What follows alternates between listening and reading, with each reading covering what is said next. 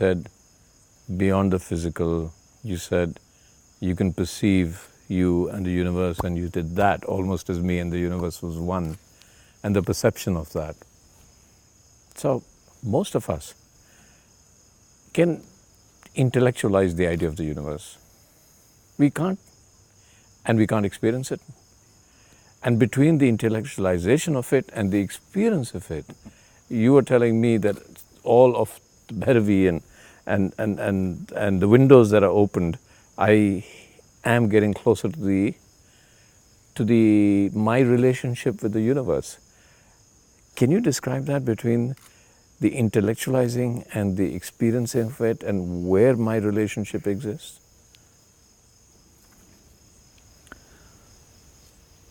See, if you go with a foot scale to measure the depth of the ocean, you will invariably come back and tell me that it's bottomless, because it's impossible for you to measure the depth of the ocean with a foot scale. You're approaching the universe with a completely wrong instrument, the intellect. Your intellect itself is an instrument which can only dissect and know things. There is no way your intellect can know anything, perceive anything without dissecting. Without prior information about it, you cannot know. If you see anything new, there is no way for you to know. Now you really want to know your daughter, would you like to dissect her? No. No. That's definitely not the way. But with intellect, you can only dissect her. You'll call it analyzing, but it's dissection. Yes. So by dissecting, you can know all kinds of details, but you will not know the real thing. So whether you take a flower or a human being or a tree or an animal, by dissection you're not going to know anything. You will only know the physical parts of it. The sum of this physical parts still does not make the whole. So you, with the foot scale, you're trying to measure the depth of the ocean. You will come with wrong conclusions. So, I mean, the fundamental… So I'm saying keep that aside and let's talk without your intellect, let's see. Try, make an effort. All right, I'm going to leave my… because without the intellect, there's no question. No, there are questions in the universe without intellect. All right, let me try without my intellect. Nothingness is not a question. No, don't go into abstract things like that. So I don't know what to do if because The very human existence right now is a question.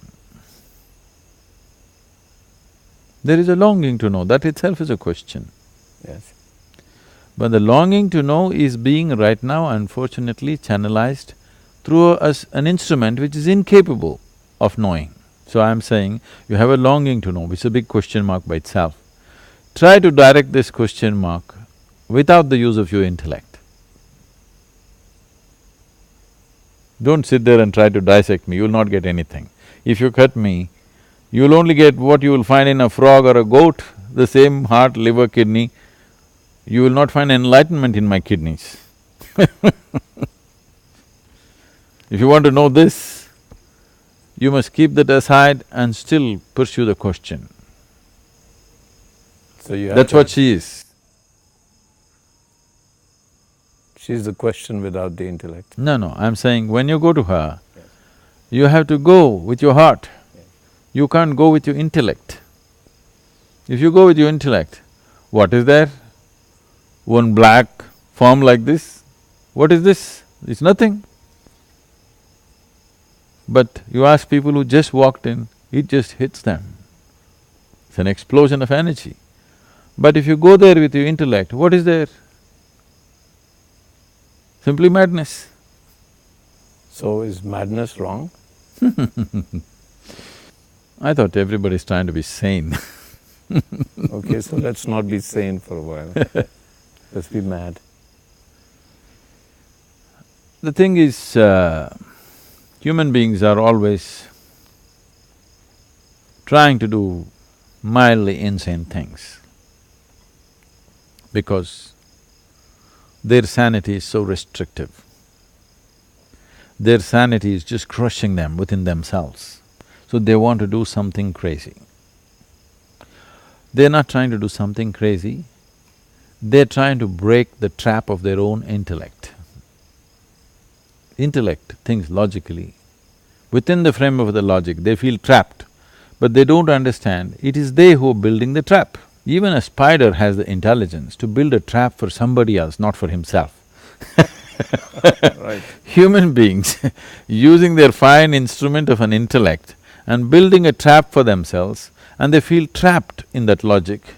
Now they want to do something crazy. Essentially crazy means something illogical, something does not synchronize with the intellectual process.